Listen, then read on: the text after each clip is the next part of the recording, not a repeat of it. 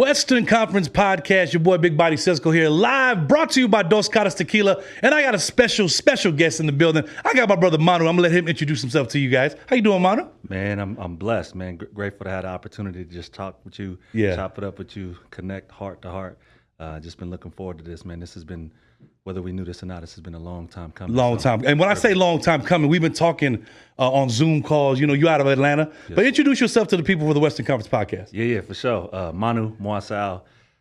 I got to start off by saying the first and foremost for me is I have a gift of connection, and I have a gift of connecting with hearts. And that informs everything that I do. Absolutely, brother. The educational background, the sport and psychology, the sport and performance psychology, the education that I'm achieving, but more importantly, the lived experiences that I've experienced, that I've extracted the lessons from. But so I wanted to just create the frame in that and saying that, bro, I'm just a connector of hearts, and there are labels that it's really hard to find a label that encapsulates fully what I do. But a connector of heart is the most accurate depiction. Societal standards of what I do, you know, on the education side of things. Got a master's in sports psychology in my final year of my doctorate in clinical psych, and I'm a. Wait, before we go down the resume, let me just get my disclaimer out there and tell everybody, you know, mental health has been something, you know, on social media and been going on in the world for years and years. But I think it was something that was taboo, and not just our demographic as Polynesians, but it's something that's been, you know, all around the world. That it's just taboo to talk about, you know, trauma and stuff that people go through. So me and Manu had hooked up through a mutual friend. Shout out Fo and shout out the family over there. But it was something that I was actually, you know, people all the time tell me, oh, I got this guest that should be on the show. I got this guest that should be on the show. Something drew me to kind of say, okay, let me call the Uso. You know, we never met each other before. And I reached out to Manu. He kind of told me what he does. He said, hey, I kind of do, you know, mental coaching for the Tennessee Titans. Coach, and I was like, you know, we got to elaborate more on this. So with that said, and now getting that disclaimer out there, just I'm telling you, there's going to be some triggers in here that you guys see throughout the show that it's us talking about this openly and freely. I think that's going to be for a long time coming that hasn't been this open. So with that said, introduce yourself and give the resume that you just gave, my brother. Yeah, for sure. I appreciate the alley-oop. Finishing my doctorate in clinical psychology. I have a master's in sport and performance psychology. And essentially what that really means is I help elite professionals on all things mentals. What we're realizing with the perspectives of neuroscience and neuropsychology in the field of clinical psychology is that trauma or lived experiences or lived adversity that we experience, a lot of it is held in trigger points in our brain and our body. Absolutely. And so if we're not addressing concerns or overcoming deeply rooted challenges from a neurophysiological perspective, then I feel like we're missing opportunities. But anyways, long of the short. You just said 32 big words that I'm gonna look up later. And G, can you get on Google for that for me? But that's just to tell me, to let you know that athletes nowadays, like you work with athletes and you work with people in the NFL, and you know they have this stigma of the machismo of a football player, what he should be and how they should be dealt with. And me and you talked a little bit before we got on the podcast, and just to say, you know, we both played football. You played in the league as well. And just to kind of have that whole thing where you transition from that, take us from the beginning first. Take us through your sports background first and how you even got into that whole thing, you know, growing up. For sure, grew up in Southern California, East LA, Hacienda Heights. My father was a Phi Phi, he was a pastor. Pastor's son. Yep, PK all day. But also he struggled with his own internal battles. And as respected as he was in the church community behind closed doors, it was a different side that we saw that led to, you know, all types of abuse, physical, spiritual, emotional. And then my mom on the other side, she struggled significantly with schizophrenia and borderline. And so you can just imagine what it was like as a young child that was just trying to exist, was just trying to create a living. I saw my mom really, really in the depths of her challenges day in and day out. Being the youngest of three boys, watching your mom struggle and wanting to do something about it, yet at the same time, you don't know what to do. It developed a learned sense of helplessness in me. With limited resources at that. Come on. I mean, if any, at that point in time, I've been homeless. Most of my upbringing, we've slept on park benches. We've lived out of a red 1985 Astro van and then we upgraded to a turquoise Windstar van. Yeah. But that was normal. That was normal growing up, and I didn't realize the blessing in that. Like I've been telling people that 99% of my life is just a culmination of the lessons that I can extract from the adversity I experienced. So homeless throughout my upbringing, Pops was dealing with his own internal struggles. Moms was also dealing with her mental health challenges. Samoan. Both Samoan, yeah. And obviously, you know, from a Pacific Islander perspective, we don't know what that means. We don't know how to support. We're 2 or 3 generations removed from the island. All we know is how to work, how to grind, and buckle up. And so dealing with that throughout most of my childhood and just bouncing around from place to place, financial instability, food insecurity, all of that. And that became a normal experience in my life. And at the same time, man, I just remember 7 or 8 years old, laying in the back of our 1985 red Astro van and just always thinking to myself, like, man, I know that there's something more to life than this. There's something better. Yeah, 100%. And that deep sense of optimism that I carried through those lived experiences is exactly what has allowed me to thrive in what I'm doing now. Yeah. And so anyways, that was basically all throughout middle school. Got to high school, sports became the outlet, as it is for many of us. For everybody, I starred in 3 sports. I ran track, played basketball, played football. Basketball was actually my first love until I realized I couldn't grow past 6'2", and I wasn't quick enough to be a guard. I had a decent jump shot. So I'm gonna go to McDonald's and play football. 100%. Then the pads came on. Yeah. Okay, all right, this feels a little more ease. This feels like, okay, but also. And the norm. Yep. Right? Yeah. 100%. The adaptive element of why football is so significant in our Pacific Islander communities. A lot of us, majority of us, come from environments where it's hard to express. It's hard to externalize the internal. And so football, obviously, for it's the obvious outlet. reasons, Yeah. I can dog somebody on the field and be let out my totally aggression by hitting somebody 100%. And all that. Yeah. And so as I dialed in and hyper focused on football and athletics, football became that safe haven, just as it is for many of our folks. Was highly recruited in high school. I had a full ride athletic scholarship to University of Nebraska, and off top, I verbally committed. I said, cool. My junior year, at the end of my junior year, I said, y'all loyal to the soil. I'm loyal to y'all. And Nebraska at that point in time was kind of like out of the norm. 100%. Because everybody from the Pac-10 schools and, USC, the UCLA. And then now when you started to see people in Nebraska, then you get, like, even now today, Alabamas and the SECs, that was kind of like unheard of back in those days. And when you kind of get an opportunity like that, it's like, oh, man, it's time to show and prove. Yeah. And especially coming from an environment where, you lack resources, you lack opportunities. When it comes, you got to take it. And I said, cool, man, in my mind, I had the next 4 or 5 years in my mind played out. Cool. I'm verbally signing, out of sight, out of mind. I can just package that in a part of my brain. I can just focus on the rest of what I needed to do. Lo and behold, my senior year, struggling financially. My moms had been in and out of inpatient psychiatric facilities. My 2 older brothers, this was the first year that I had separate from them. And I was living with my mother, who was still bouncing back and in recovery from a mental health perspective. And it just rocked me. And I started to, my eyes were easily influenced. I started hanging around with some people that I probably shouldn't have. And that led to me. The temptation was just, big at that point in time, because that's your outlet as well. Yep. And shoot, we trying to get it out the mud. And so ended up picking up some Percocets, some prescription pills. And started selling that on campus. Again, just trying to scramble up some change, enough change for my mom and I to just pay rent. And a few weeks into that, in the moment where I thought that I had the next 4 or 5 years of my life panned out, I got caught with prescription pills on campus. I had the empty bottle in my backpack. I had a wad of cash in my wallet. And all the elements. Those 4 or 5 years that I had were now replaced with 4 counts of felony as a 17-year-old. Damn. Life flashed before me. I thought I was going to go 4 years in Nebraska and go to the because it was already planned out. In your head, you was already 4 years at Nebraska, next step to the league, and now everything just comes tumbling down because of some, odd decisions that you had to make at the time, but it was like, God, it was just something that hit you hard. And I had to be humbled because I got to a place, mentally and emotionally where I let that national attention, I let the hype get to me, and I I mean, I had this, I tell people when I share this journey, I said, man, I got to the point where I thought I was going to go to the league out of high school. Yeah. That was just my mindset. That was extremely had that Mamba mentality at that point. And then football, that's different. That's a different species right there. And it was just masking so much of what I was dealing with inside. Absolutely. It was just overcompensating for what I didn't feel like I had at home, the leadership, all of these things. And I got humbled. And that became a very pivotal point in my life.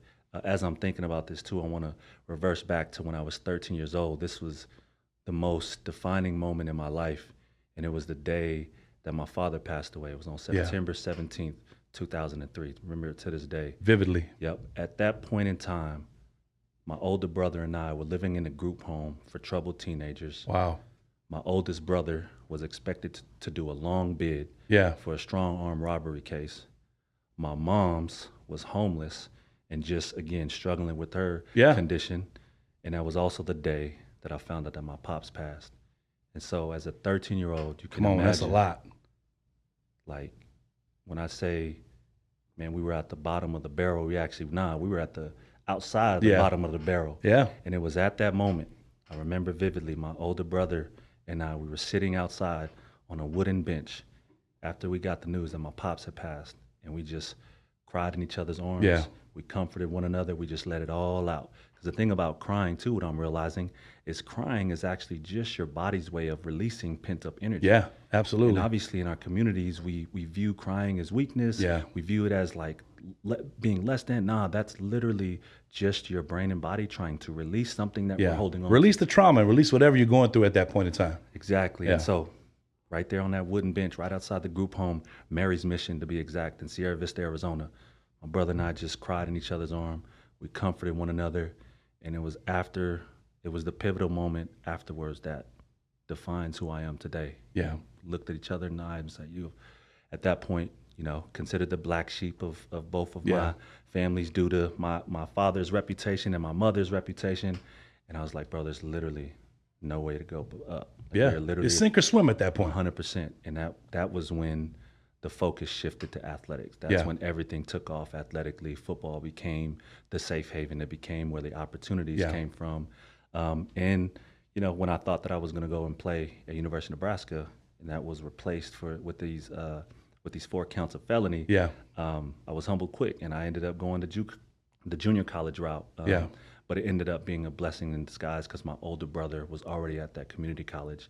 Okay, so he was already making a name for himself then. 100%. Yeah. And what JUCO was that? Phoenix College. Okay. In Phoenix, Arizona. And so being able to, and we lived with my oldest brother. Yeah. And so just being able to be reconnected with the getting the family bond back. You know what I mean? 100%. Because of what happened already. It's like, okay, Pops passed away. Yep. Now Big Bro's back. Let's kind of get this family, some kind of normalcy 100%. back together. And it was, I didn't know it at the time, but it was exactly what I needed. Yeah. I needed that comfort. I needed that brotherly love. I needed the support. And I took off and ran with it, man. I was a part of this diversion program where I had a probation officer. You got to check in once a month, and you got to pay a monthly fee. And if I were to stay clean for 2 years, you'd get off. 100%. They'd wipe my record clean. By the grace of God, I met those requirements. Yeah, met those standards. Yep. Those 4 counts of felony were wiped off my record. Man. And my brother and I, we transferred to Georgia State University. Nice. They were just starting the football program. He and I both wanted to transfer to a university together. Georgia State happened to be the only team that was going to take both of you guys. Exactly. Yeah. So we both had scholarships. We're curious to experience the Southern hospitality. Yeah. And got to Atlanta, enjoyed every bit of it, did some pretty good things in the community and also athletically. Yeah. And that led to an opportunity with the New York Giants. But people stay at Georgia State. Before we go to Georgia State, I always tell this all the time. When you go from West Coast to East Coast, it's shell shock, especially being raised, in Southern California, then being in, just in Arizona. What decision was it? Because it was the only place that would accept you and your brother? Because sometimes everyone wants to stay home. When you're playing the JUCO route, I just want to stay home. Now it's just only until like a couple of years ago where people was like, oh, let me get away from the West Coast and go to the East Coast. Where at that point in time for you and your brother, it was because they was going to accept both of you because that was the decision for you guys both to go to the East Coast. 100%. Yeah. And he was my angel at Georgia State. And if I didn't have my best friend, who just happened to be my brother, Yeah. who I was roommates with for 2 years in downtown Wow. Atlanta. I had easily influenced eyes, so Yeah. I could have really just gone into a totally different direction. Oh yeah, absolutely. But it was due to the fact that I had my brother and we were Yeah. going through those transitions together that it provided a buffer for that transition Yeah. and that shock. It was like, you know, we'd stay up 3. And you had a 4 safe haven in your brother being there. Because you kind of just being tempted. You guys are young, you know what I mean? Playing football. We already know how it is. Yep. Everyone doesn't go over the fact that when you're young and playing football, let's keep it real. You're talking about temptation up the ass. You're talking about girls, you know, partying and all that. And I'm an athlete. Yeah. You know what I mean? So when you go to somewhere like Georgia State and you in ATL, that's a whole different beast. And we two Usos. Yeah, exactly. In Atlanta, we had I had long hair, 22 inches. Oh, had it banging. Come on, so it was all out there. And, Yeah. and, you know, we enjoyed ourselves respectfully, but also we never lost sight of what the goal was to go in Atlanta. Yeah. And I would not be here today if I did not have my brother with me, encouraging me, keeping me on this straight and narrow path, and that has allowed me to really thrive. And so Georgia State became a really pivotal point in my journey of just self-exploration, professional The wonder interest. years. Yeah, exactly. The years that you count, you know what I mean? Yep. High school and junior high school, that's all cool. But when you get in them college years, them is the ones that you get that fork in the road, you can go left or right, but that's gonna dictate what's gonna happen for the rest of your life, right? That's a fact. And it was through the beginning of my career at Georgia State where I just started to realize like I was no longer living in survival mode, which many folks in our community come from. And I actually had the ability to think about what I wanted to do for my future. Yeah. It was no longer about thinking about the next meal or thinking about the next day or where was I gonna lay my head that night. It was, okay, well, what do I wanna do 3 to 4 years from now? Exactly. That was a mind-blowing experience to say, I actually can plan and I actually have support around me that I can talk through this and they can point me in the right direction. And that was one of the light bulb moments for me. It was like, wow, in our Pacific Islander communities, there are some of us who've transcended our current circumstances of what the majority of us experience. Absolutely. Living conditions, living environments, economic class, all of it. And there are 2 responses that you can have if you're one of the people who are fortunate enough to transcend the current circumstances. The first one is you can chill, you can coast, you can just look the other way, you can skate under the radar and just sayonara. You can go off into the sunset and just live comfortably. Be complacent. Individually. In the safe route. Exactly. Yeah. Or the second option, and I say this because I know you're a part of that, and I'm realizing that I'm also a part of that too, is like you have the ability and now you have resources, now you have game to now bring others along with you, to now bring it back to the community who needs it, and you have had the opportunity to experience different moments, different environments, so that you can now different pass experiences that you can kind of like share with those who are like, I don't know, I was the only one. So we talk about it all the time where, you know, you have people that's been through what we've been through, but no one's ever talked openly about it. And I think that was important for this podcast to come about where me and you, where we can speak openly about it, because people who are watching this podcast right now is like, man, I never, you know, thought 2 people would be able to talk about the struggles and, you know, the trials and tribulations that they've been through openly and kind of see where this leads to. So take us to the next phase where after Georgia State. So I had an idea. This is where I know, man, my hustle, my grind is also a defining moment in my journey as well. After Georgia State, I wanted to play in the league. I wanted an opportunity. But, you know, I'm from a small Division I AA school at the time, and, you know, didn't have all the representation. I had maybe 1 or 2. And the road is a little longer, a little harder. So I'm like, okay. But I had a really good friend of mine who was an attorney who believed in me. He helped me put a highlight tape together, and we bootstrapped just highlight tapes. We mailed them to every NFL team. Every old school way, the blindside way. Man. And I was like, ooh, that feels right for me. Like, I'm going to get it. I know how to get it out the mud. I know how to put the work in. And out of that process, an invitation to the New York Giants for rookie minicamp came about. And I was like, this is an opportunity. Come on. I went out there. This was in 2012, my rookie year. After that, you know, rookie minicamp, there was 40 guys that were there on a tryout basis. These were undrafted rookies and other veterans. And out of 40 guys, they signed 3 of us. And I happened to be One of them. Wow. And so just like this, I went from wanting an opportunity to now being in an NFL locker room with the who's who of the league. Come on. And this is where my mental strength journey really became, it came to a halt. Yeah. A lot of emotional insecurities started to surface during my time in the league. Yeah. Again, after you already were on the roster. After, yeah. And this is the 90-man roster, right? So they're gonna go through cuts throughout. I'm one of the last guys to get signed, and typically one of the last guys to get the first signed, one, the first ones to go. So day in and day out, I'm like, yo, I'm walking on pins and needles. Yeah, it's a mental struggle at that point, 100%, right? Yeah, I have to earn my keep day in and day out. I'm showing up to meetings early. I'm leaving late. I'm the first one in the building. I'm the last one out. I'm like, I'm giving everything I got to this, not knowing what the internal struggles, how that affected me. Yeah. It wasn't my work ethic. It wasn't my talent. What ultimately led to an early exit for me out of the league was my mentals. Yeah. I did not have the mental capacity to transition into the league. And the mental preparation. 100%. Yeah. I was shell shocked. Whoa.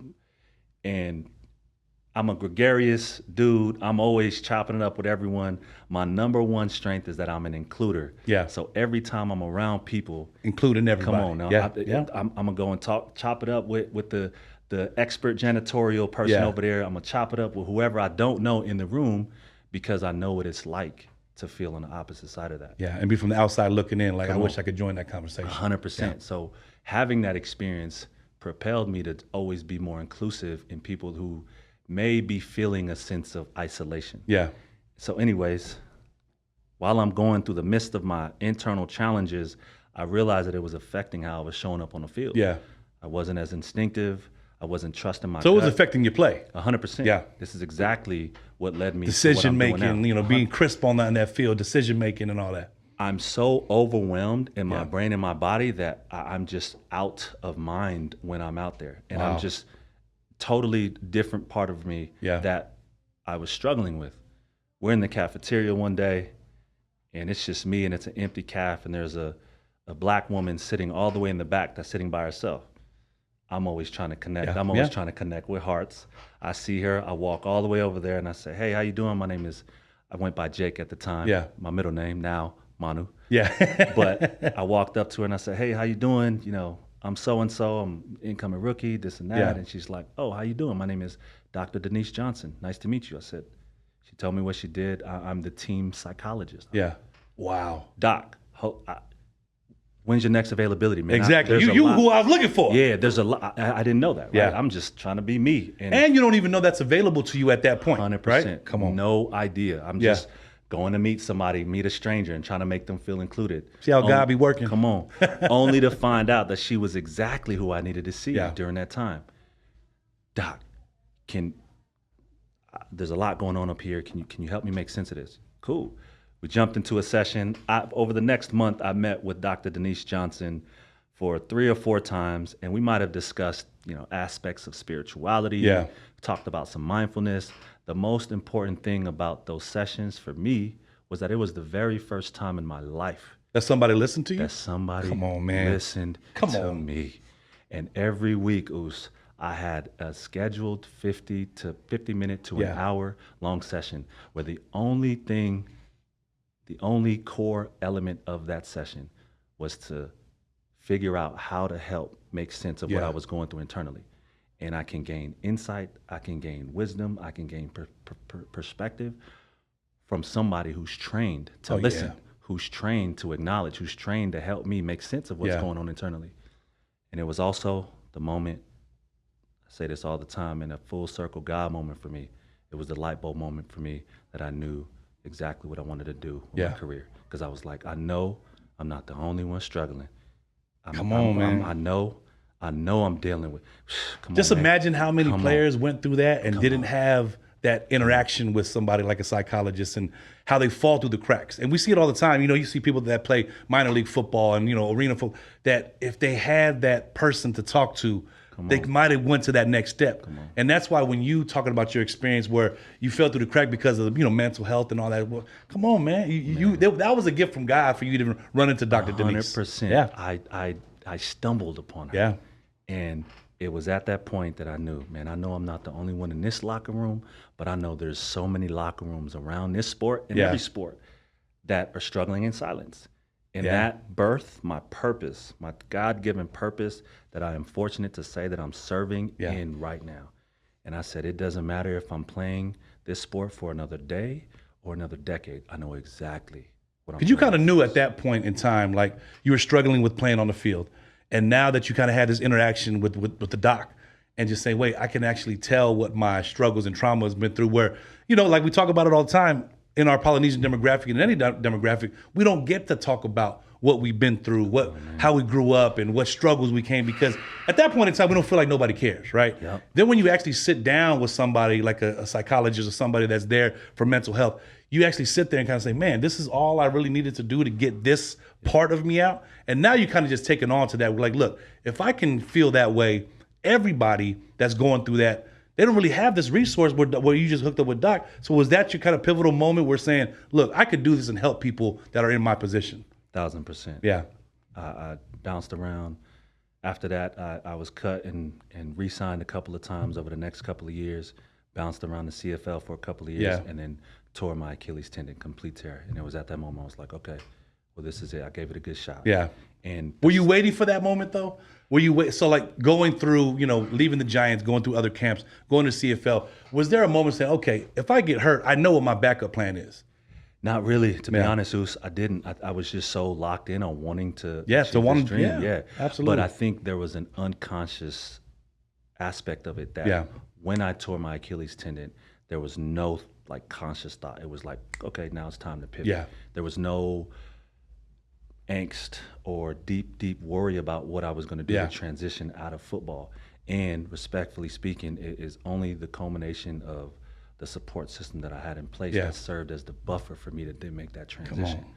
And that, for me, once I tore my Achilles tendon, there's two components from an athlete's perspective, when you're going through the recovery process, right? There's always the physical recovery process, which always gets overemphasized. Yeah. But as you know, there's the mental and there's the psychological recovery that doesn't process. get emphasized. That does. Because everyone's like, if he can heal that Achilles, he might be back. But you forgot about the mental that he's going through. And I had the perfect example. I tore my Achilles tendon. Yeah.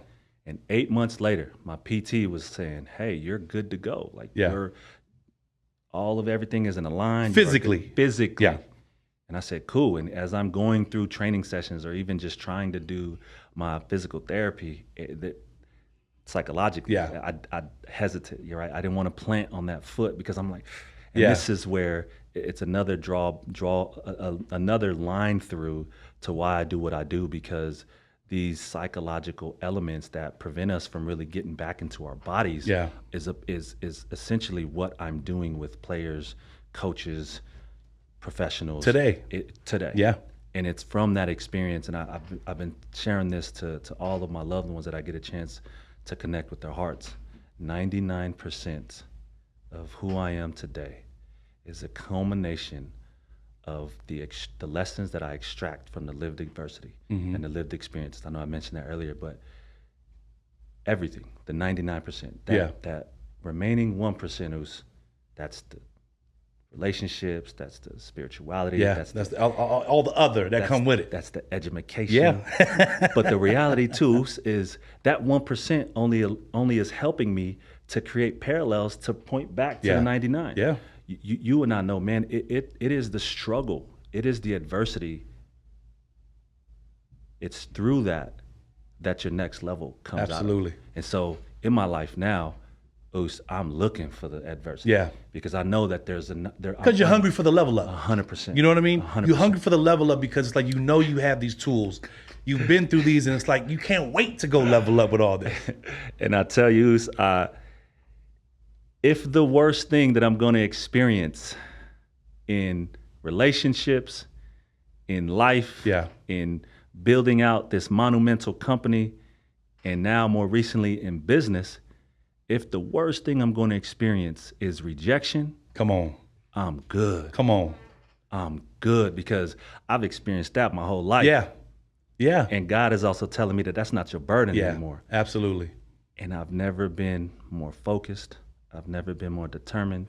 I've never been more confident. You're on your game right now. And it feels liberating. Yeah.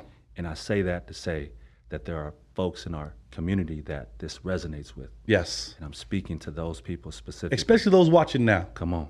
Because I feel like them hearing your story, there's a little bit of everything that you're saying that somebody could resonate with. Oh, man. Whether it's the struggle when you grew up, where it was the homelessness, where mom and dad for their struggles, what they're doing.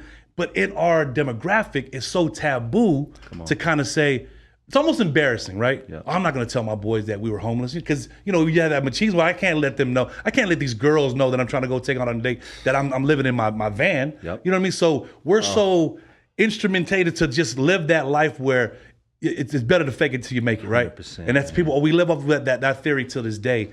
And I think with people hearing your story now where it's like, man, I did go through that and I didn't have to be, and now it's kind of like magnified times 1,000 with social media now, where everybody, displays their wins and never displays their losses, maybe one or twice to have somebody feel sorry for them. But you go back to where social media has kind of made everybody's mindset to say, just broadcast your wins. Just broadcast all the good stuff because no one cares about the struggle. No one cares about what you're going through. No one cares about, what you got to deal with, bills you got to pay. And then we're so sit here, like the stigma that we have is like when I sat down with you, it's like, look, let's make this cool where you can talk about your struggles and where these athletes are going through where they kind of like not be, the star.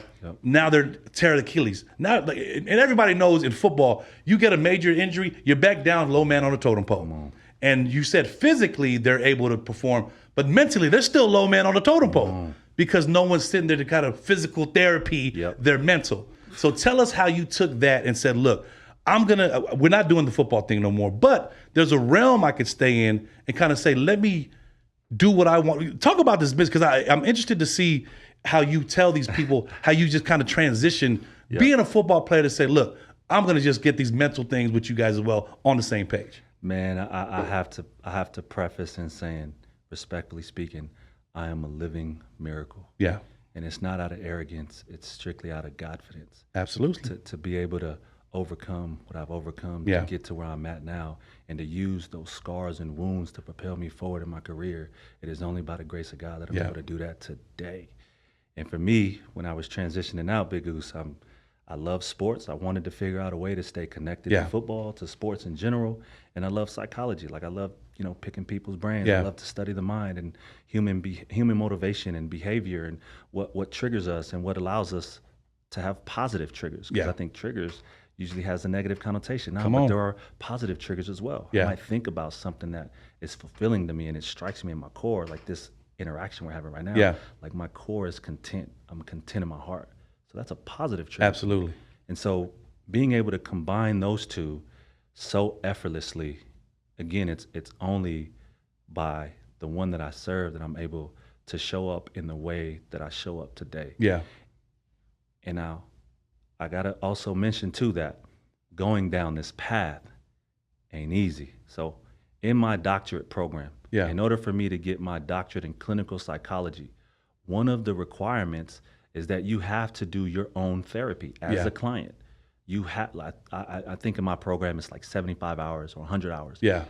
And not to brag or anything, but I'm at a couple hundred. Yeah. I'm actively doing my work because I can't serve and be the best versions. Absolutely. I can't serve and help someone be the best versions of themselves. And we live in an age of credibility. 100%. So if somebody's going to believe what you're doing and support your business, you got to have some kind of credibility. You know what I mean? It's like, okay, what are you doing that's going to make you more versed in what you're doing? So when you have that doctorate program and that's what, okay, I'll shut up and let them talk. 100%, because I'm over here thinking like, wait, I gotta go internal. I gotta do my stuff. I joined this so I can help others with their problems. So you telling me I gotta work on my own? Yeah. Like that was another defining moment. I said, this is get to work. Yeah. Like if you want to do this work, get to work. Yeah. And I leaned in vulnerably, compassionately, with openness and curiosity and optimism, only to find that these were the moments that I needed to explore and extract the lessons from. Absolutely. So that I can propel forward.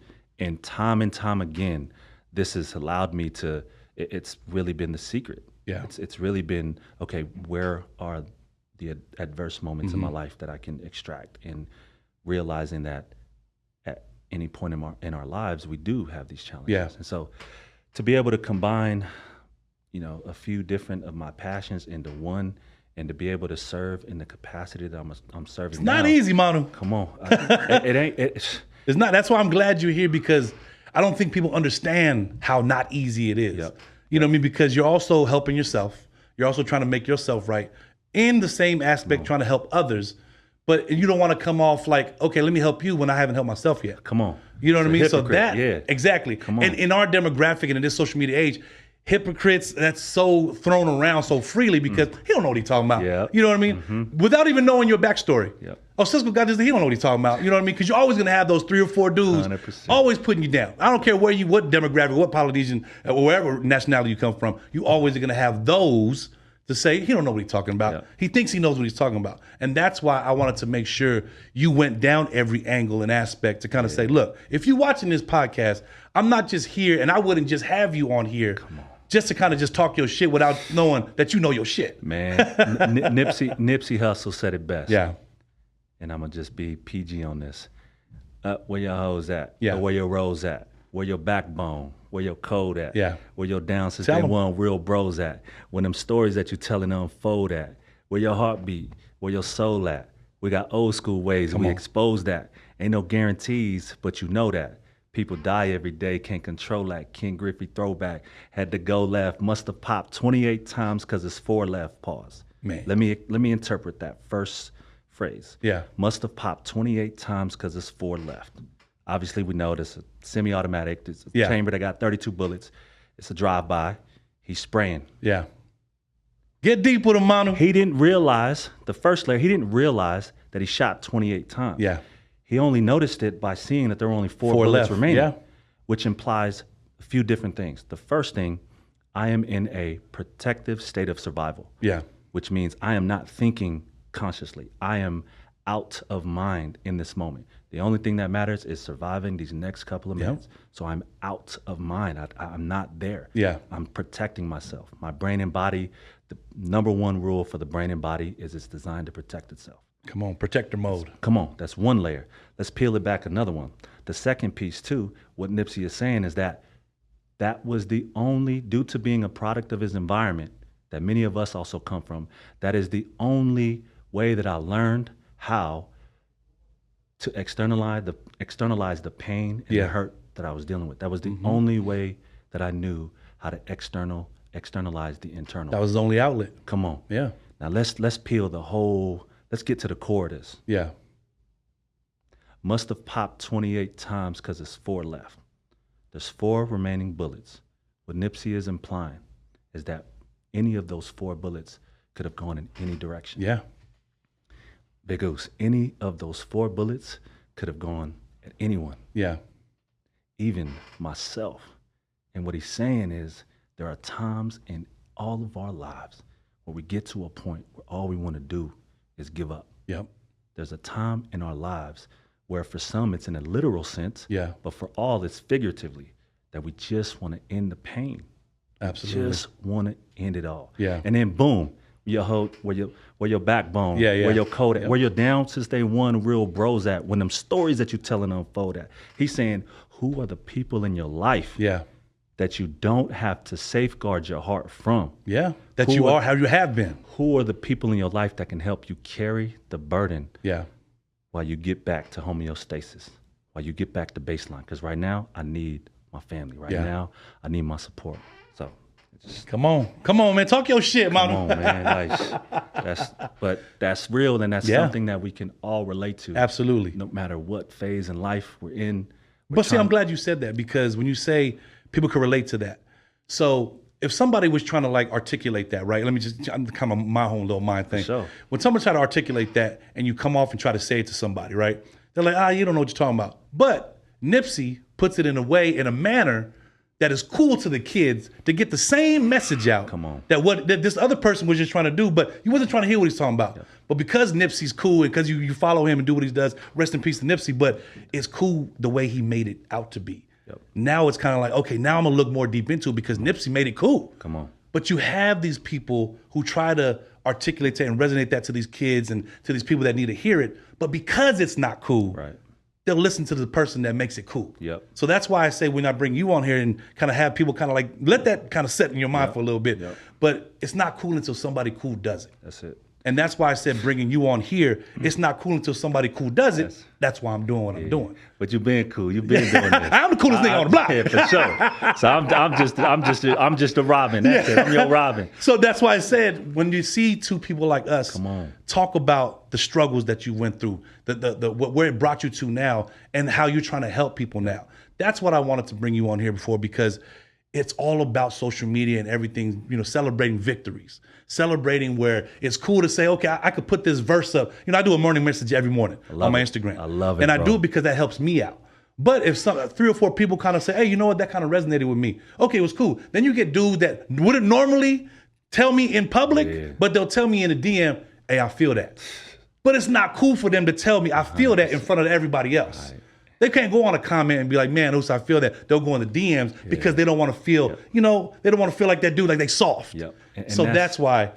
And that's literally why it's so important. And I mentioned it earlier, of those of us who have transcended the current circumstances of what most of our people come from, is that, yes, you do provide as a beacon of optimism, of hope. Yeah. And it literally is our responsibility to now not point back, but like point people in the right direction, myself included. And as I'm even thinking about this now, you talk about like sharing your victories. There's a whole backstory that I'll save for the next episode. But the impetus around my company that I just launched, called Monumental. There are 3 main reasons why Monumental became the name. So first thing is, I can't take the credit for actually putting the name together. It's a really good friend of mine. He activated and triggered the positive aspects of my brain for the reasons why Monumental stuck, why it connected to who I am in my core. The first reason, and probably the most obvious one, is Monumental is just a play on the word monumental. Absolutely. But you just swapping the O for the A. Yeah, that word play. Yeah, right. Oh, cool. Everybody's like, wow, that's cool. You made it cool. Yeah, right. You made it cool. But it's a double meaning. 100%. But at the same time, that's surface level. Yeah. Let's dig it a little deeper. The second reason, obviously, for those who are coming from the Samoan community, Manu Muasau means victorious. Yes. And when you pair my name with mental, the spirit of my company is saying that everybody deserves and has the capacity to be victorious over their own minds or mentals. Yes. Cool, everybody. Yeah, fireworks everywhere. That's the second reason. Nope.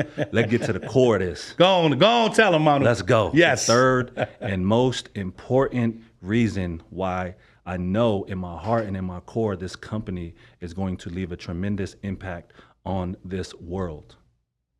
I asked my moms years ago, I said, why was Manu Muasau the name? Yeah. Why were you given that name? Yeah. Why? You know how significant our names are, and there's always a deep story behind. Yeah, deep meaning. Yeah, and I'm, moms, why was that name? Yeah.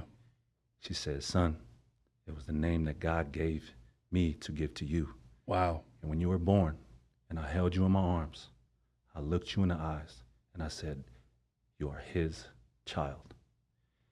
And everything about this company that I just launched last Friday on July 7th is going to be subtle and not so subtle point backs to God. Come on, man. And that's how I know that this is going to leave a tremendous impact. Absolutely. On his people. Not even just that, Manu. You being here, I think, because, go check that out. Everyone go, but it's good that people could check it out in the luxury of their homes or, wherever they're at, because, it ain't cool until somebody cool looks at it, right? Yeah. So when they go do that, they can go at the surface part of it, where I want to get back to where you starting this program, but what you're doing now in helping athletes. You being with the Tennessee Titans, you going through what you went through football, the credibility part, what you have. How is this transitioning to for where they're kind of saying, hey, Manu, come into our organization like the Tennessee Titans? How did that whole relationship come about? Yeah, I have to shout out the mental health startup that I got collaborated with called Cheat Code. Yeah. The founder is Dr. Mondo, one of my colleagues, closest friends, has been doing some phenomenal work on the mental strength side. And so I got brought into the opportunity to serve the Tennessee Titans just off the strength of his word for me, because he could have easily gone in a number of different directions. And so for me, I knew when I started graduate school that I wanted to become a sports psychologist or a mental performance coach for the NFL team. In that capacity. That was the goal. Yeah. However, I didn't realize that it would happen sooner than I anticipated. And this is the God factor. Yeah. I'm like, in my mind, okay, I got to get the master's, I got to get the doctorate, and I got to go through these channels. And you had the game plan. You didn't know it was going to come up just so soon. Yeah. Come on. And here I am, a year away from being Dr. Manu. Yeah. And I'm going into my 3rd year as the mental performance coach for the Tennessee Titans. Man. And when I know it's unexplainable, man, that's how I know that it's not. It ain't got nothing to do with me, but everything to do with the God in me and who I'm serving. Yeah. And so the Titans thing has been something that has just naturally grown organically through the culmination of my athletic background. Again, the education, the lived experiences, my intuition, which for me, I identify as the Holy Spirit. Like I've learned to operate from here. Yeah. It's a big part of my colleague, Dr. Mondo, who's been encouraging me to really operate from here first, because this is where the best versions of us come from. Absolutely. When you riffing, when you in your creative flow, you going here. I ain't thinking. I'm not checking in here. You're just pulling. Yep.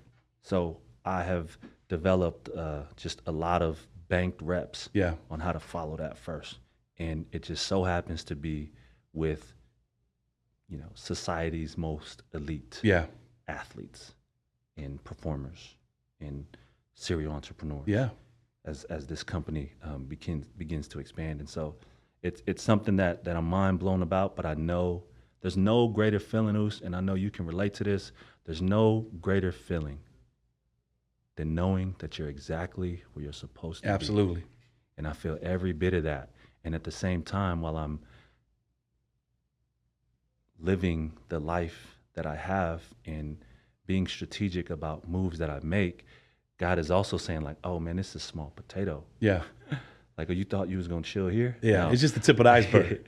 I just needed you to be in this environment to learn and to experience what the gaps are for my people. And to bridge that gap. Come on. Because again, I could easily coast. Yes. And just skate under the radar. I can just turn the other page and act like. And we talk about that purpose. Yeah. And when you find your purpose in something that you were doing, like when you told me, like, of course we talk about football and mental health, and it always reminds me of going back to the legends like Junior Seau, and kind of see on the surface what it was. They're blaming it on CTE and whatever it was. Yeah. And legend Junior Seau being such a legend to us growing up in the Samoan demographic, in the Polynesian demographic, and kind of just seeing, it was just CTE that did it. Now you kind of like peel back to what we're talking about, not just Junior Seau. People, I had Jesse Sapolu was up in here. We talk about all these legends that have been playing the game where these resources weren't available to someone like Junior. These, these resources that we're talking about now that are slowly starting to be accepted in the program. You're just doing it for one team. Maybe there's other teams that do it in a certain way. Maybe there isn't, but it's slowly. Not like us, though. You know what I mean? But see how the resources, it's so minimal right now. Yeah.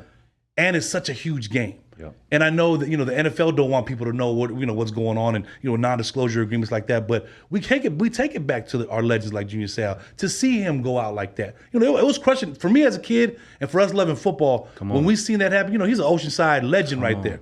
And to see that kind of come out how it did, it crushed all of us. Yeah. But we was all left kind of like, let's just blame it on CTE. Yeah. Where now that we have someone like you in this field, and to kind of let people know, hey, look, it wasn't just CTE because there were struggles going on because he has such a hierarchy as a football player. You're a legend. You're at the top of the mountain. You're Junior Seau. So you can't falter in certain things. You can't, you go there because we're in the same demographic where someone of that kind of caliber, where he was have impact on not just us and all Polynesian kids across the world that love the game of football. How was something like that, or was something like that helped you kind of say, look, it's deeper than that? When they say it's deeper than rap, is it deeper than what they were talking about with Junior? Man, look, I'm going to reflect back to you a point that you just made. And I'm just going to add the bells and whistles. Absolutely. And the colors to what you just described, because this is at the core of what I was called to do in the same way that you're called to do what you do.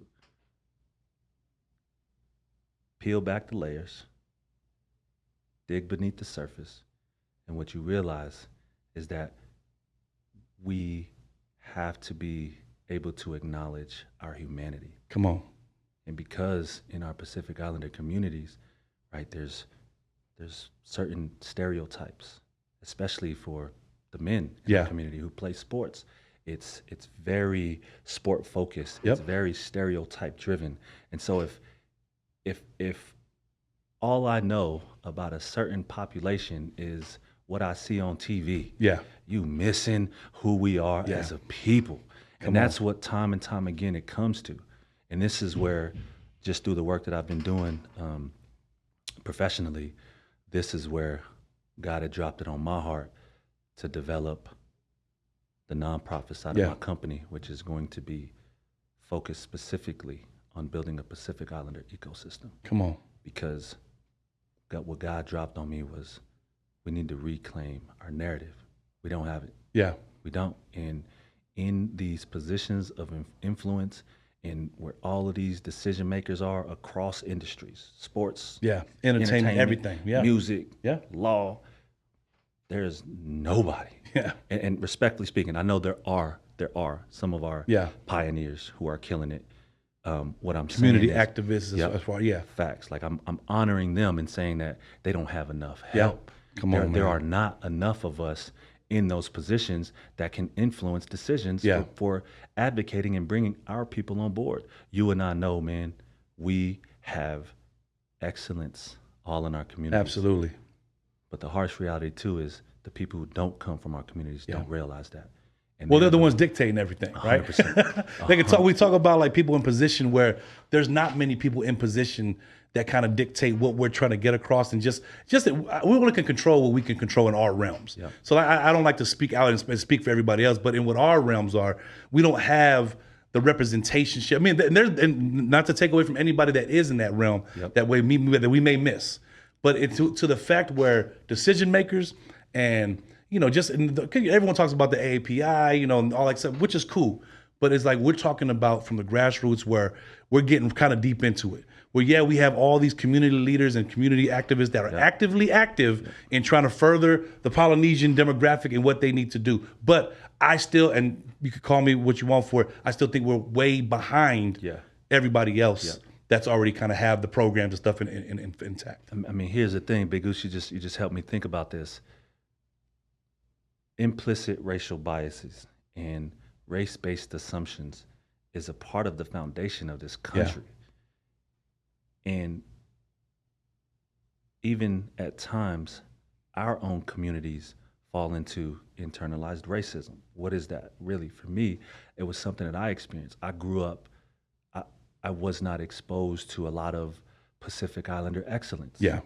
So I'm a product of my environment. All I know is running the streets or hooping. Who was the OG that was doing it? Yeah, who was the baller that was out there doing it? That's all I knew. That was that was the leader of the forefront. Man.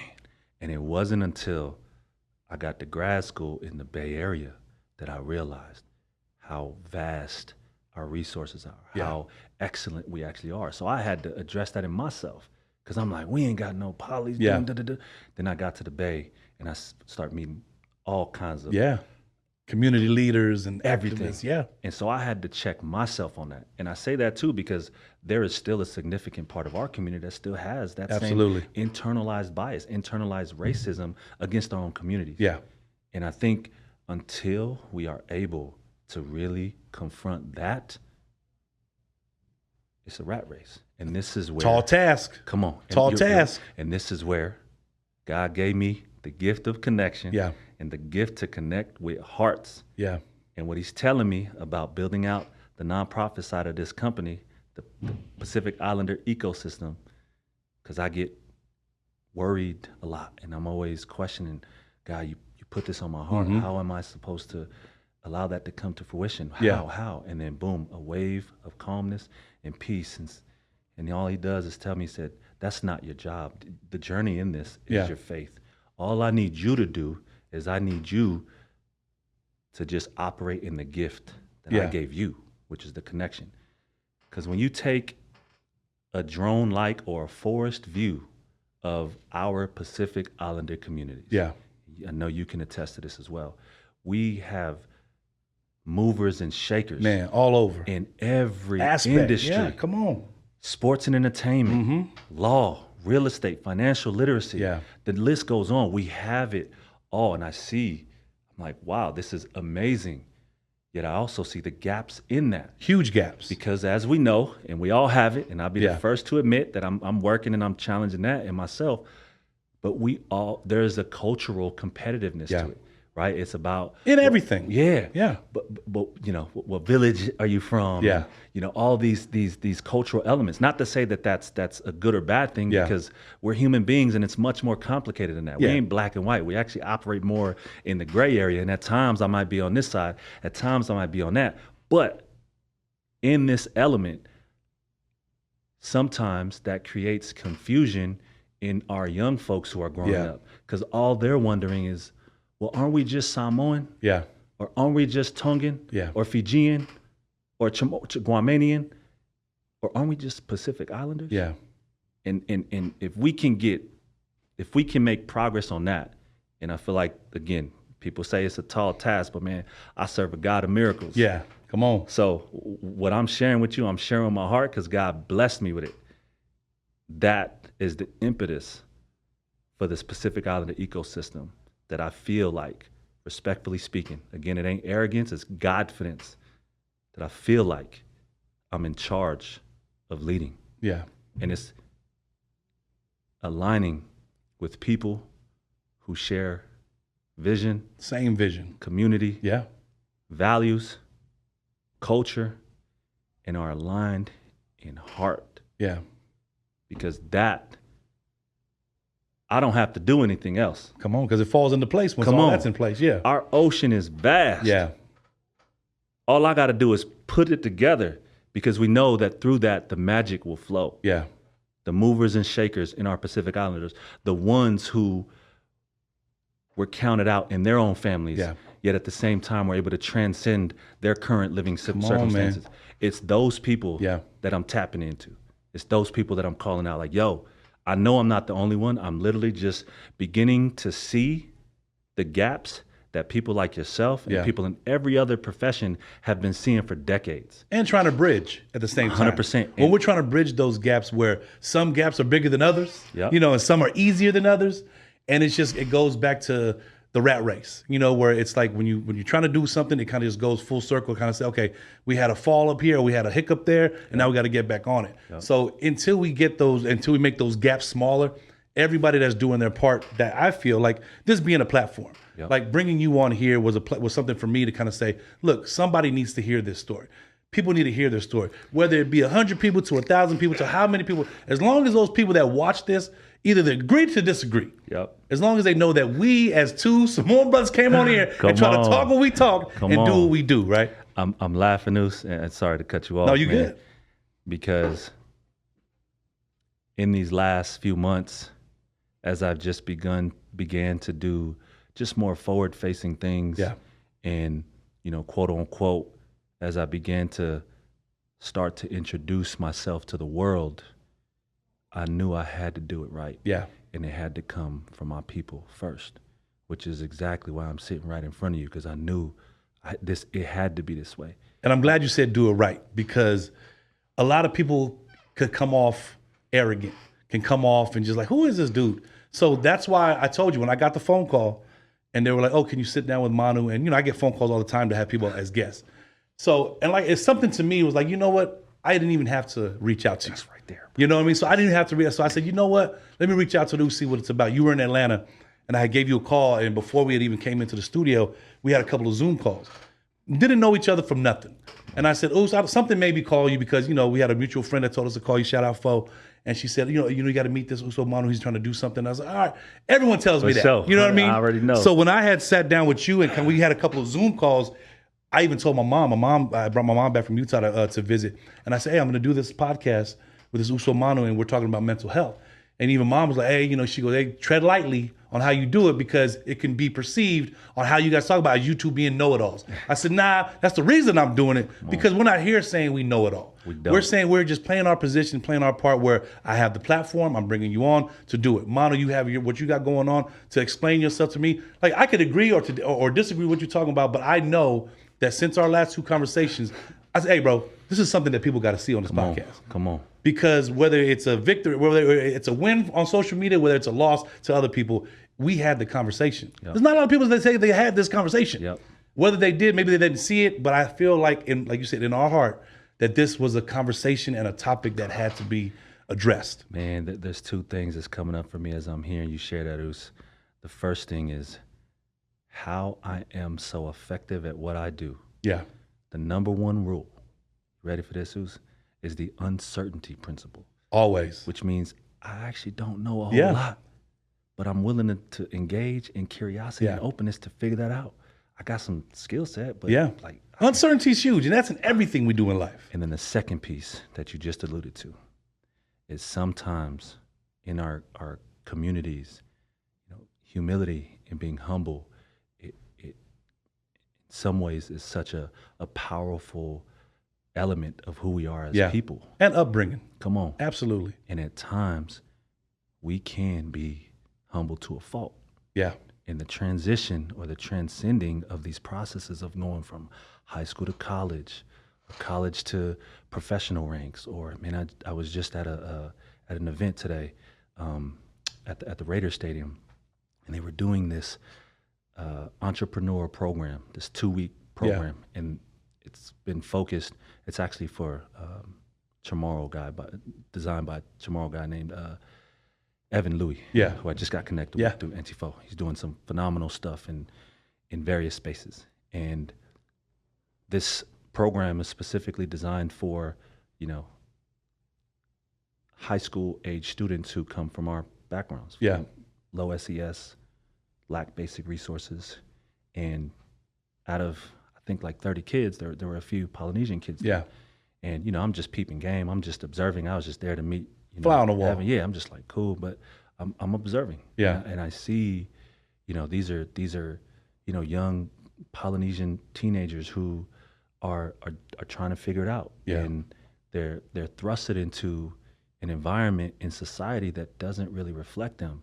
And so if I don't have the ability to discern, or if I don't have a sense of identity or an element of confidence, like you can be humble and confident. It ain't never either or. It's not mutually exclusive. And if there's a message that I would love to share to my people, it's that. We don't got to be just humble.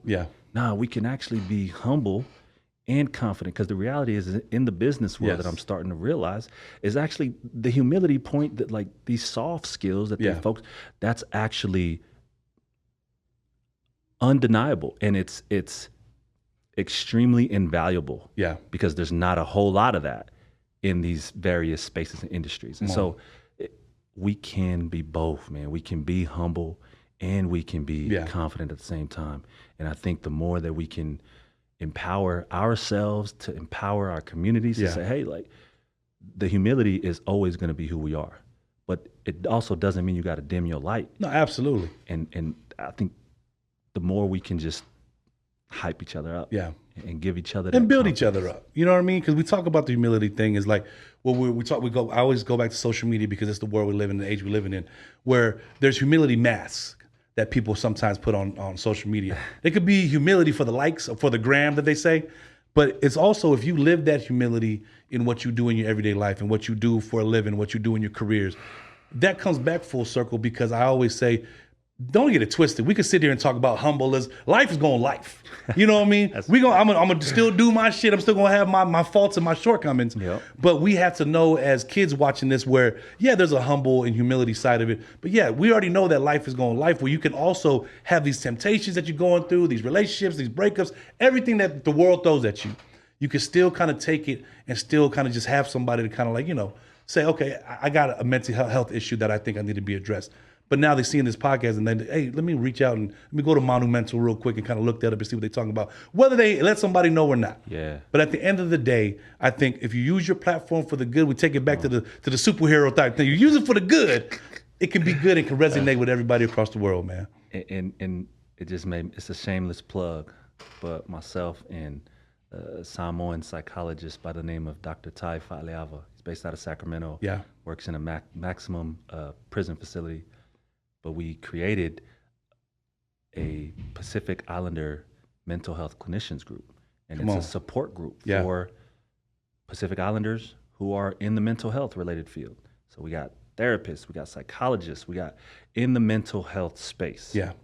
And the reach is span. We got a Fijian therapist in New York. We got folks all over Utah and Washington, all over the West Coast. Yeah. Even in Hawaii, we got American Samoa.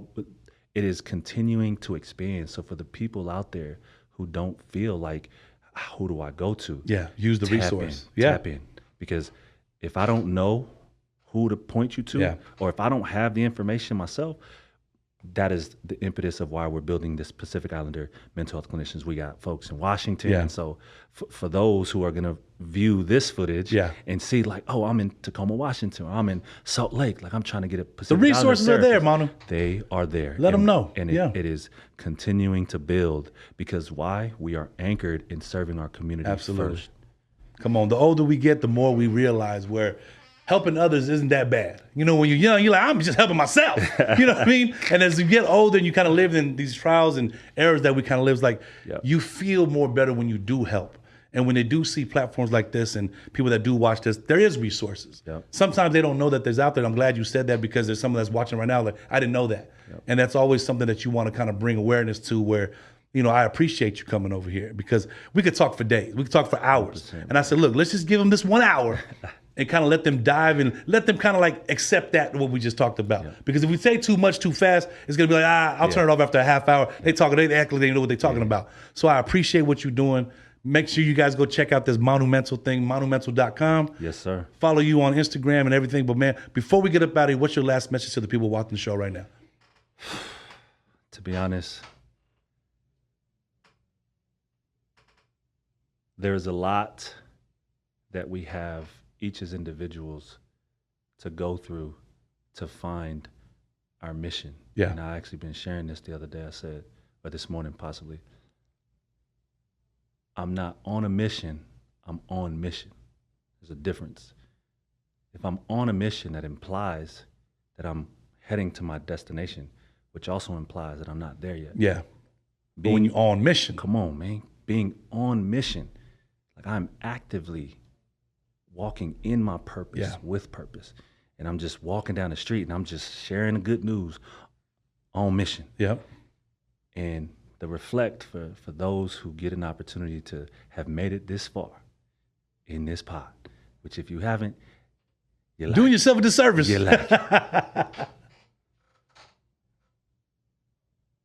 identify your gift,